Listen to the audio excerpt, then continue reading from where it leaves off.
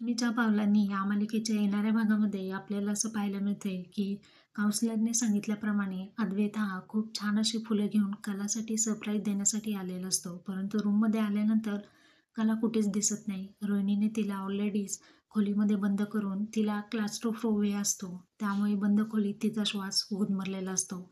अद्वैत म्हणतो, "कला कुठे आहे? खरी कुठे आहे? दिसली का?" कारण बेडरूममध्ये नाही आहे. आता आबा म्हणतात, "अरे इथेच कुठेतरी असेल." मग त्यांना आउट हाऊसमध्ये कला दिसते. तेव्हा अशा अवस्थेत चक्कर येऊन पडलेली कला असते.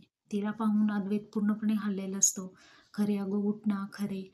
तर अशा पद्धतीने रोहिणीने कलाला बंद करून अक्षरशः बेशुद्ध पाडून जीव घेण्याचा प्रयत्न केलेला आहे. आता तिथे येऊन रोहिणी नाटक करू लागते.